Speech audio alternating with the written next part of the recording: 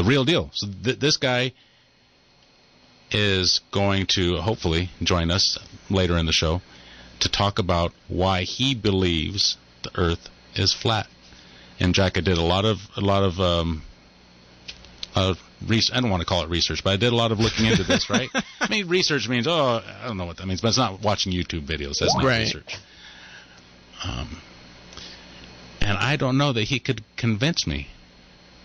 David Weiss? Yeah. He just sent my phone call to voicemail.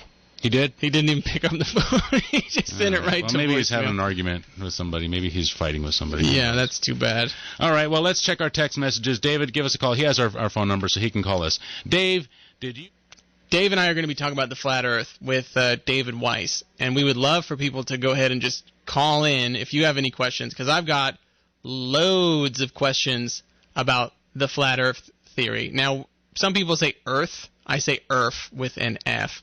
So if we're going to be talking about flat Earth, I would like it if everybody used the same nomenclature that I use. Again, it's not TH, it's F, the flat Earth theory. In preparation for this interview, I have watched 2 documentaries. I've read about all the people in the community. You could basically say at this point I'm an expert on the flat Earth. I have a PhD in flat Earth terminology at this point in time. So as soon as we get David Weiss on the line, you can actually check out David Weiss's podcast. It is called Deep Inside the Rabbit Hole. So he's hosted it for about 3 years, and he's got a YouTube channel as well that you can go and you can check out. His most recent video is The Earth Does Not Spin. And so we will be kind of covering that. He believes that NASA is 100% a fraud, and he makes short videos to give newbies enough FE, that's flat Earth, for those of you who don't know, enough information to be willing to watch a longer and more in-depth video. His YouTube channel is DITRH, and you can find him on YouTube. I'm actually curious, before we get to David, if anybody has any thoughts on the flat Earth right off the bat. If anybody thinks that this is a thing that we should even be. Well, I'm sure lots of people think that we're going to be wasting our time, Jack, but this is I like to experiment with things like this, man. I think it's fun. I think Bigfoot stories are fun. I think flat Earth stories are fun. I think this is all fun. Mm-hmm. I categorize this under F for fun. Right. They're just trying to convey that these are the things that exist in society. Now, if we're going to go around point fingers, Disney obviously is the one. Disney is a company that freaks me out more than any other company. Why is that? Because they own all the stories. For those of you who don't know, Marvel is under the Disney umbrella. Fox is under the Disney umbrella. It freaks me out. ABC is under the Disney umbrella. These kinds of things really weird me out. ESPN? That is a Disney subsidiary. Disney has kind of vacuumed up all of the narratives that you could have in mainstream media. They've kind of taken over that. Name a story, Dave Michaels. Disney owns it. Anything from your childhood that you can think of, Disney owns it. Those are the messages that are going into your brain, and it kind of freaks me out a little bit because one company, that massive company, has control over so much that they can determine what the discourse is and what kind of conversations people are having. Can they really? Oh yeah. Then why did they have such racially offensive cartoons back in the days? And nobody really said anything, but if they're that powerful and they can change the narrative of the nation, then why do they have to get rid of those kind of cartoons? What do you mean? Well, like the ones of the Siamese cats. And, the Japanese... and the crows that were the crows. And, the Japanese during World War II cartoons, the way they would draw them.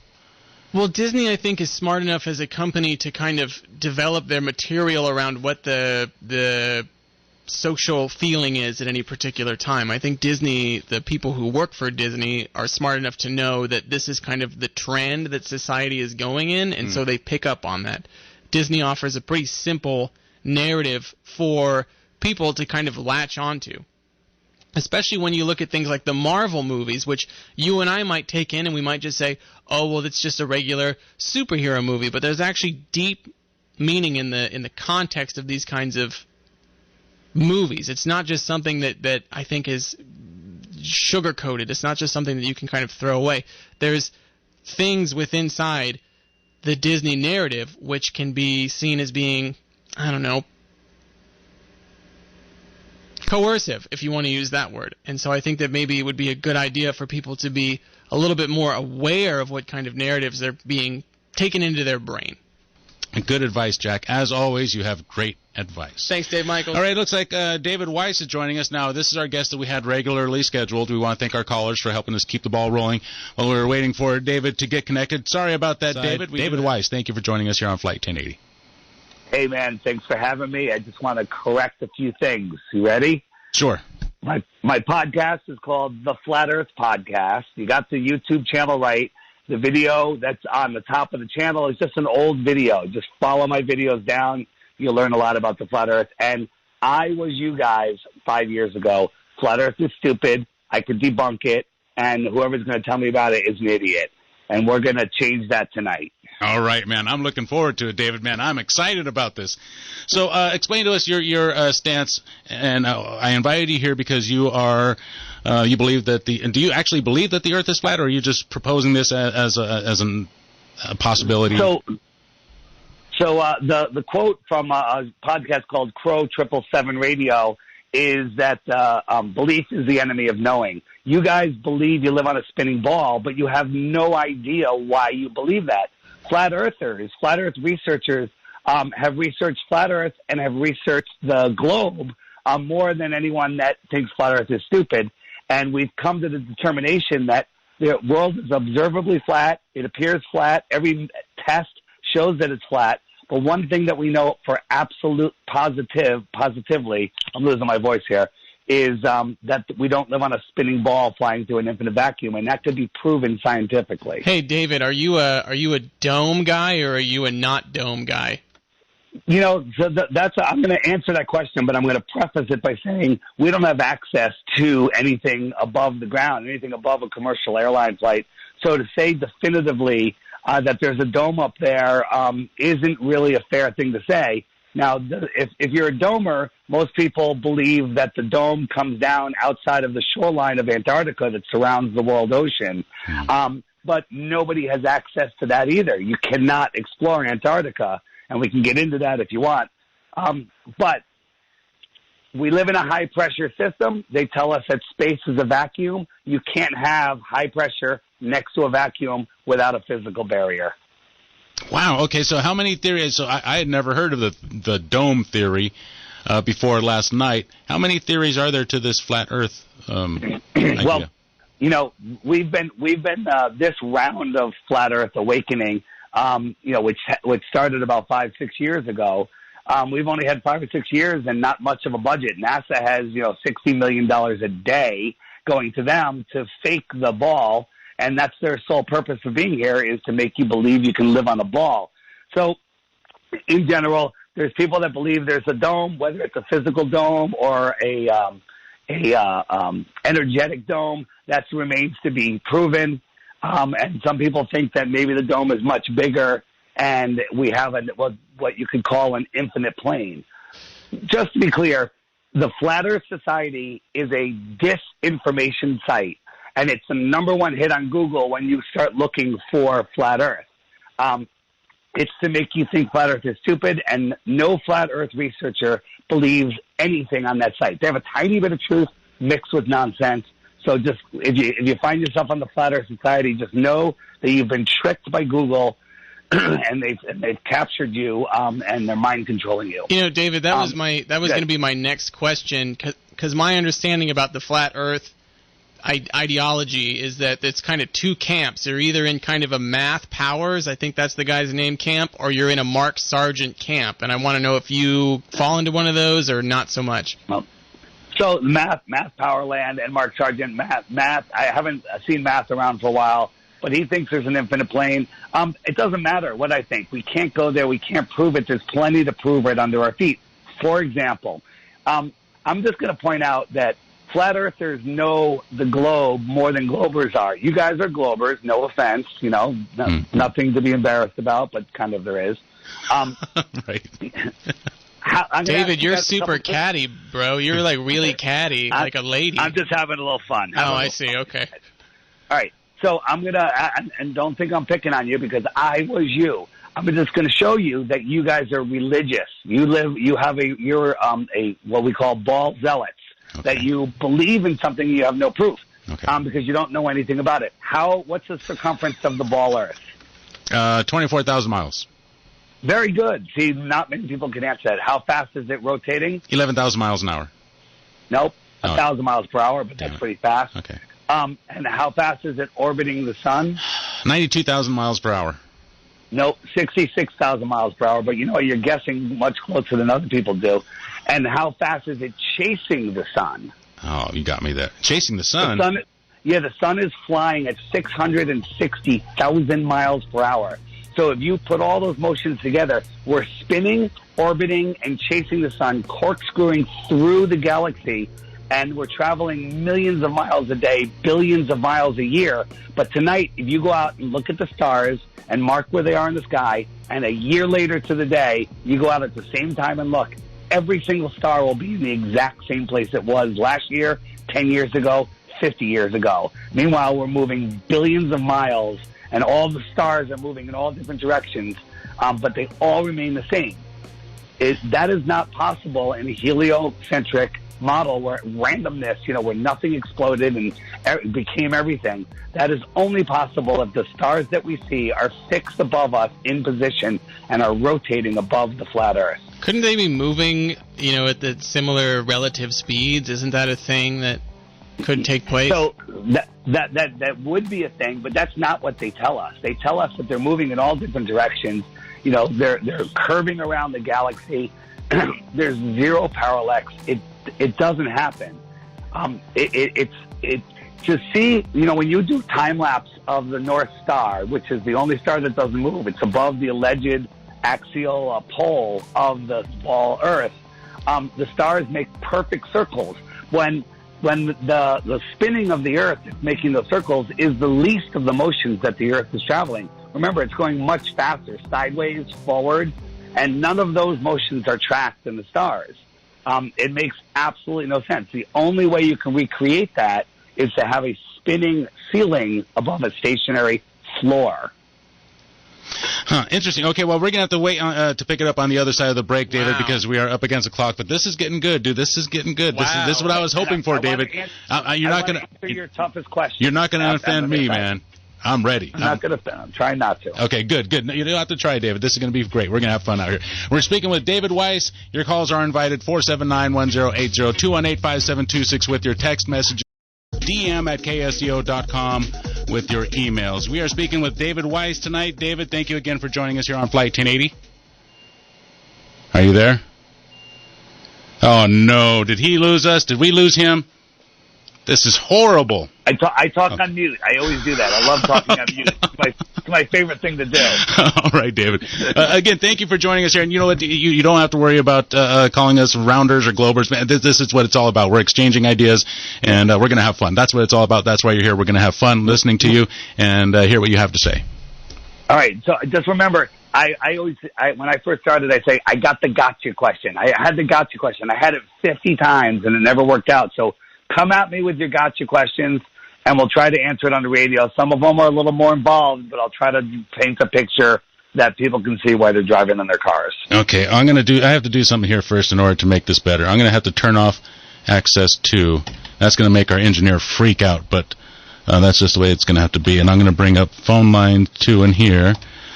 Lock you in there. Okay, so now we can take phone calls. 479-1080. David Weiss, tell me the name of your YouTube channel. The YouTube channel is the initials for Deep Inside the Rabbit Hole. It's DITRH. And DITRH. And I have lots of short videos. If you just go there and watch those videos, it's good. Let me just tell you, I made an app because YouTube is hiding all of the good Flat Earth stuff. Oh, no. If you go on YouTube and search for Flat Earth, you get all propaganda. They've hidden all of the good stuff. But I have an app. It's called the Flat Earth Sun, Moon, and Zodiac Clock app. And every day I feed you another video. There's a frequently asked questions page where I guarantee every question that's going to be asked of me tonight is answered in that app. And it's a working model of how the sun and moon and stars work. It'll blow you away. Hey, David, what did you think of that Netflix documentary? Because in preparation for our interview, I watched the most recent Netflix one, and then I have a follow-up question for you, if you're cool with that. Yeah, no problem. The Netflix documentary was done as a hit piece. Okay. Just for example, the last scene in the movie where they have Jaron from the Jaronism channel doing the laser test, and it wasn't working, and then they're like, hey, raise it up higher, and they raise it up higher, and you can see it. And they goes, that's interesting, right? And then they ended the movie there. And then 2 seconds later, he brought it down low, and they could see it now, which would indicate a flat Earth. Everyone there, Globers and Flat Earthers, walked away and said this was really inconclusive. There was too many factors, and it proved nothing. Okay. But the movie makers made it look like they proved curves. So it was a total hit piece. That's all. So my other question is will you subscribe to my YouTube channel so that people think that I'm cool because David Weiss is on my YouTube channel? I will, but I won't click the notifications bell if that's okay. All right, David. Let's get out to some phone calls, 479-1080. Let's see what Andres has to say. Andres, you have a question for our guest? Yeah, I have one gotcha question and one thing that I think he'll like. Okay. The thing that I think he'll like is I heard you guys saying that he thinks NASA is a complete sham and has always been a complete sham. And you guys were talking about Disney earlier. I have heard from other people in the past say that there was people from Disney, it might have been Walt Disney himself, sitting on the board of NASA, some sort of a NASA directors. When NASA was first started, there was a lot of Disney involvement with that. Yep. Do you know anything about that? Do you want to talk about that? And then I have a gotcha question. Oh, go ahead. Right. Walt Disney and NASA are working hand in hand. Kubrick was on set with NASA to film the moon landings, and they basically NASA is just a big movie studio. That's it. They've never been to space, and everything they're telling you about satellites, about the moon landings, is complete and total nonsense. Not a theory, proven when you look at it. We went to the moon in the 1960s with the power of a Nintendo, right? But there's zero proof. They've lost the telemetry data. They've lost all of the videos. They've lost all of the data. They don't know how to make the spaceship again, and we can't go back. And now they're telling us that we can't even go through the radiation belts because we don't have any way to protect the astronauts. It's nonsense. If you listen to their smartest and brightest, like Don Pettit, just Google Don Pettit going back to the moon and listen to this guy talking. One of their top astronauts. He sounds like the lowest IQ that you can even think of. Go to the moon in a nanosecond. The problem is we don't have the technology to do that anymore. We used to, but we destroyed that technology, and it's a painful process to build it back again. When you said that just now, did it sound stupid to you? Kind of. Andres, your gotcha question? My gotcha question is, I had heard you talk about the Antarctic and how no one has flown across the Antarctic, but I looked into that, and there was one name that I found of a pilot who flew across the Antarctic, and even though there is a no-fly zone down there, I think that's a military-only no-fly zone. Commercial flights go from Australia over to South America or South Africa. What do you say about that? I could address that. There's no flights that have been documented to fly, from the tip of Santiago, Chile, across Antarctica over to Australia, for example. If you think about a globe, on the bottom of the globe, you have the tip of South America, Santiago, Chile. On the other side, on the bottom, around the same latitude, you have Australia. And if you had a plane, you could either fly around that same latitude or underneath the ball and come up the other side. That would be the shortest route. But in reality, the plane from Santiago goes all the way up to the United States, across over to Dubai, and then all the way back down, so all the way up into the northern hemisphere, this big, crazy U. But then you lay that out on the azimuthal equidistant map, or also known as the flat Earth map, and it's a straight line touching all the same land points. Thank you for your call, Andres. 479-1080. We're speaking with David Weiss. Be sure to check out his YouTube channel, DITRH. That stands for Deep in the Rabbit Hole on YouTube. Deep Inside the Rabbit Hole. Deep Inside the Rabbit Hole. And the Flat Earth Podcast is another place to check him out. Sure. Okay, let's get to our next phone call. We are heading out to Felton. Rick, you're in the air. Hi. I've been listening to all this stuff here, and I'm not a scientist. I grew up in the Santa Cruz area here. I'm 65 years old, so I got to see a few things change. And one thing that I did notice as far as our atmosphere staying close to planet Earth, it looks pretty round to me. I mean, back when the guy threw a couple of wooden balls off the Leaning Tower of Pisa to talk about gravity, we didn't know that, you know what, gravity actually hooks on to smaller things like air, molecules. And that's what holds the atmosphere to the Earth. I don't care if it's flying 3,000 miles an hour any direction. So that's just my education, you know. Isn't that the way it works? Yeah, well, thanks for the call. So the one of the laws of thermodynamics, forget if it's the first or second, you can't have high pressure next to low pressure without a physical barrier. So we have this high pressure system. We have the infinite vacuum of space, which is we can't even create a vacuum that's strong on Earth. And you ask somebody, how come the air doesn't get sucked up into space? And their answer is, oh, gravity's holding it down. But you can easily disprove gravity with a straw. You lean over and you take the weaker the weaker vacuum that your lungs create, and you can suck air and water up and away from the Earth without any problem. Just a very weak suction will pull it up and away. That doesn't even compare to what space is. And then the other thing is the Earth is spinning at 1,000 miles per hour. So if you had a cubic foot of air sitting on the equator, it's going 1,040 miles per hour. Now if you put it up at 30,000 feet, 50,000 feet, you know, as high as the atmosphere goes, it has to make a bigger circle. So it has to actually spin faster. But we're told that the bumps of the mountains, you know, and the trees and all the stuff on Earth, that's making the atmosphere spin with the Earth. But did you know at 45,000 feet, the winds are outrunning the spin of the Earth? You would think that they would be lagging behind, but no, they're outrunning the spin of the Earth by 300 miles per hour at times. That is impossible. Thank you for the call, Rick. 479-1080. If you have any gotcha questions you want to try to nail down David, he's game. He's ready to take you on. Give us a call, 479-1080. We head out to the next call. Jack, you have any questions before we move on?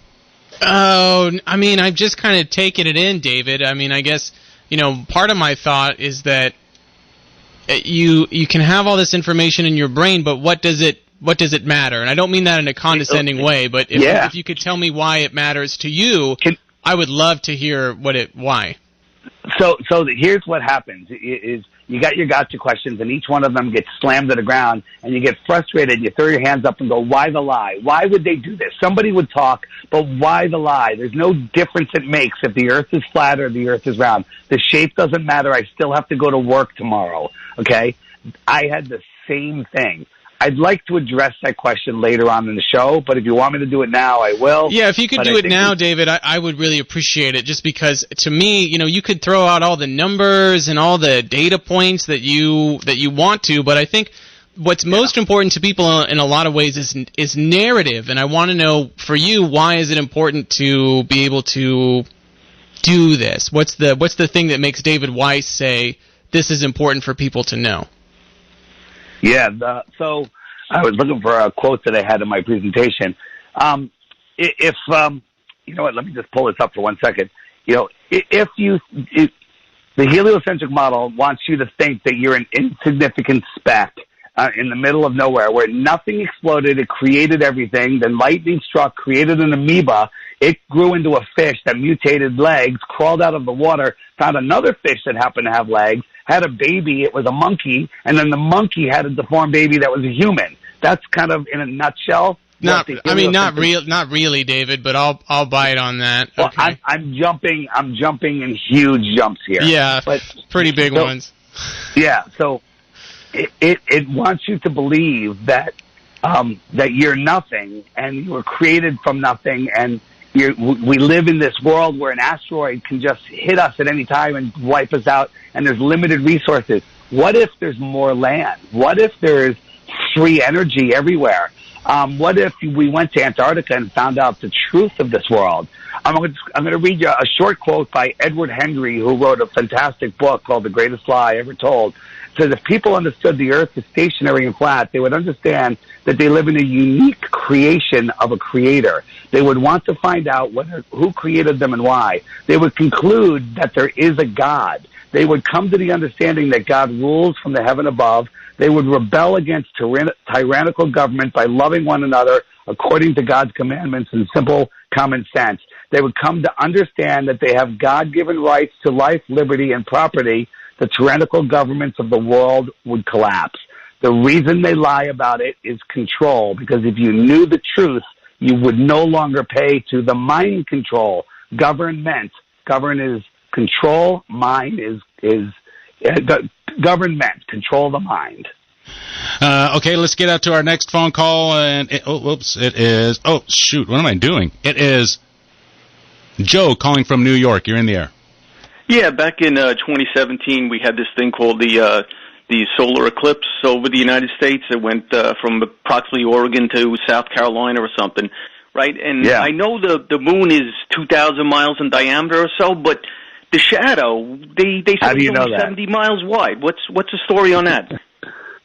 Yeah, so that, if the moon is 2,000 miles wide and you have an infinite light source, the sun, far away, that shadow can never be smaller than the moon. It can only be bigger, possibly the same size, right? But the shadow on the Earth was only 70 miles wide. That makes absolutely no sense in the helio-nonsensical model. If you also look, if you look up all of the paths of the solar eclipses all over the world, there's these little like curved lines, one here, one there. They go in all different directions. But if you chart them out on a flat Earth map, they make perfect circles. They make circles around the center, which is the north on the flat map. Makes a lot more sense on the flat Earth. I say eclipses prove the Earth is flat. Wow. All right. There you go, Joe. Hope that answers your question. 479-1080. Let's see who's up next. We're going to head out to Sacramento and pick up Caprice. You're in the air, Caprice. Thank you for your call. Hi, thanks for taking my call. I was wondering, doesn't circumnavigation prove it's a globe, or can't we go across Antarctica? That is my favorite question. My favorite question of all. Thank you for asking. Okay, so the Earth is not a disk in space. Billions with a B have circumnavigated the world going east or west, which are clockwise and counterclockwise circles around the center of the Earth. And the center is the North Pole, okay, on our flat world.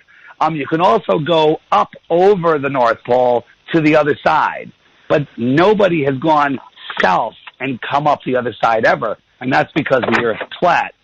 On a ball Earth and a flat Earth, east and west are circles around the center. On a ball, it's that center of the axial rotation. On the flat Earth, it's just the magnetic center north. East and west are circles, so you can go from California to Japan all the way around and come back, or you can go the other way and come back. Nobody can go south and come all the way up and around. There's a short video on my channel called Circumnavigation for Dummies on the DITRH channel. 4 minutes, and you'll understand how circumnavigation works. If the Earth was a ball, there would have been people traveling in planes or whatever south, but it's never been done. It's only been faked and exposed. Thank you for the call, Caprice. 479-1080 is the number. 831 is the area code. We head out to Burlington, and we pick up, let me see if I could do this. John, you're in the air. Hi, guys. Good evening. So 4 years ago, I'm sitting there, I'm looking through Facebook, and I'm seeing all these people say the Earth is flat, and I'm like, these guys are crazy. What the hell's going on? And then I'm scrolling through YouTube, and I see David Weiss debates a guy named Dave Fessler on the Earth is flat or is a ball, and Jim Fencer. And at the end of this presentation, I realized that David Weiss killed him. And so the next day I looked into Flat Earth Clues and 200 proofs that the Earth is not a spinning globe. And within a day, I realized that we were lied to. And I know it sounds like pretty crazy and naive that you could believe something within a day. But the fact is, there is no curvature.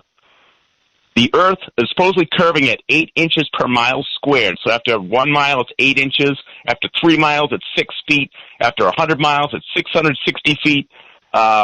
It's ridiculous that we believe these things.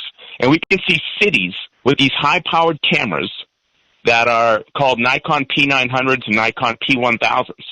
And they showed a guy named Josh Nowicki look across this lake, and he saw the Chicago city line from 60 miles away. Now, the city should have been disappeared, like not even there because of the curvature of the Earth. But what happened? The news person said, now, ordinarily you wouldn't see something like that because what you're seeing is a mirage.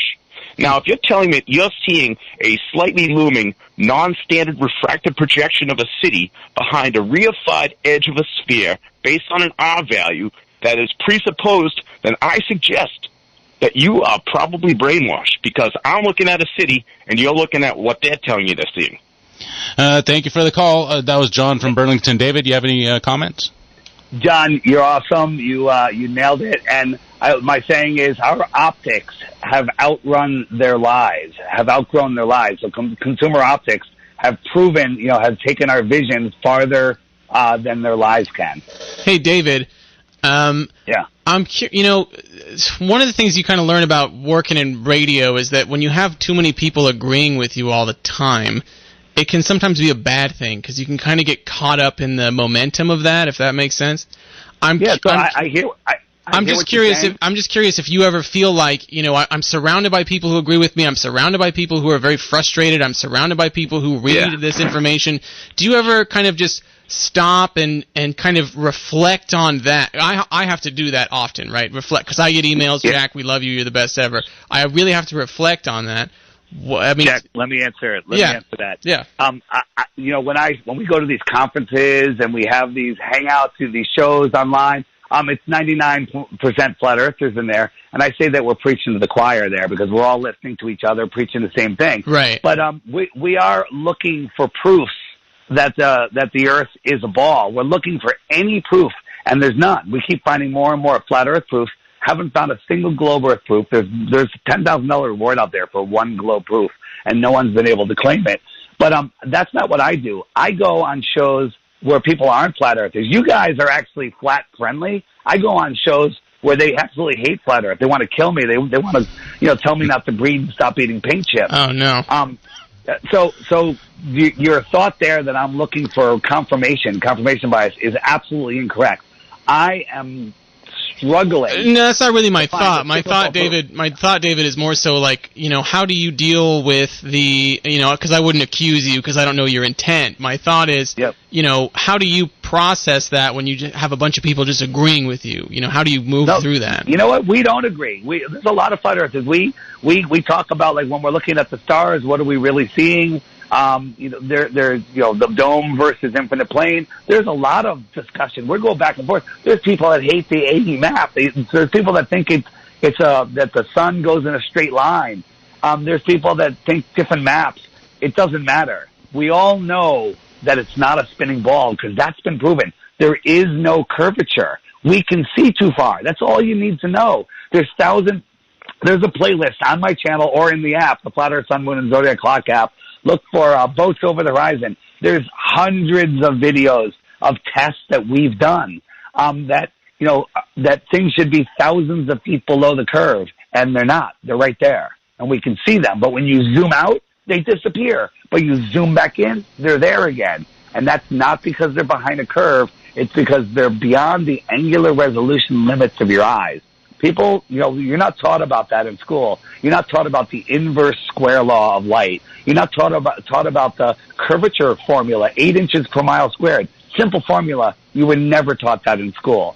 They don't teach you these things. Go ahead. We're speaking with David Weiss. David, we have about a minute left, and we have a town hall meeting that's coming up at 6 p.m., which is really going to throw a wrench in our scheduled 6 o'clock hour. So I think we're going to have to move this interview to another day because this has been fun, man. We could do this for hours. Can I give everybody a challenge until the next time we come back on? Absolutely. Get the Flat Earth, Sun, Moon, and Zodiac Clock app. Every day you'll be fed one new video. Watch that video every day. Short ones during the week, long ones on the weekend. And for 2 weeks, you'll come on here and you'll be on my side. You all will. Nobody can do that and remain a ball earther because it's information that you were never taught. All right, David. I'm going to take you up on that challenge, man. The Flat Earth, Sun, Moon, and Zodiac app, the Flat Earth podcast. Go to YouTube, DITRH, to find out more about our guest, David Weiss. All right. All right, David. Thanks, guys. We'll have you back on. We just had an emergency come up, an emergency broadcast, and we got to do this to serve the public. So we'll have you on again, David. Thank you. All right, thanks. That was David Weiss. Again, we want to thank him for joining us here. Told you, Jack. Told you, dude. That is fun stuff, man. I love it. Thank you, David, again for joining us. Be sure.